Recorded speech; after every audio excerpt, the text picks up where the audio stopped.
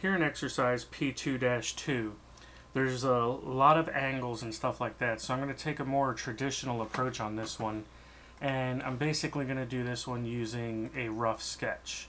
So we're just going to bring these two lines out here up to this corner, and I know the distance across the top of here, so I can go ahead and put in the 2.5, the one down, one over, the angled line that comes the rest of the way down here. This segment right here is 2, goes up 0.5, to the left 1.5, and I didn't make that line exactly horizontal like it should be, but I'll go ahead and fix that here in a second. Okay, now that I've got pretty much everything in here that I know that I need to come back and make this line horizontal, which should clear up a couple of things. I need to make this line and this line equal, which is going to lock a few more things into place.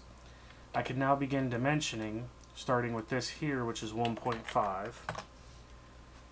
The height of this piece right here is 1.5. The height from here to here is 2.5, with the overall height of this particular piece being 4. The horizontal distance of this is 1. Horizontal distance of this is 1.5. And that locates all of the geometry for this part. So now I can finish this sketch, extruded its thickness, which is going to be 0.625 inches.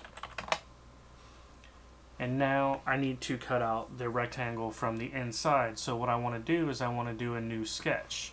So I could just click on Create 2D Sketch and select the face.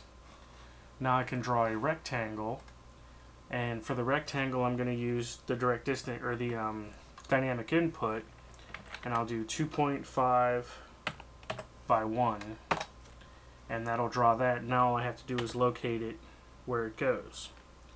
From this point to the edge is 2,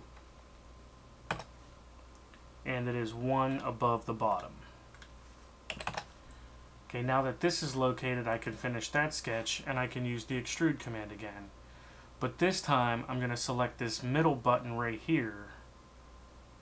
After I pick the profile, I'll select this middle button to cut it. And then instead of a distance, I'm going to say all. And when I say OK, it's going to go ahead and cut that hole straight through the piece. And that is exercise P2-2.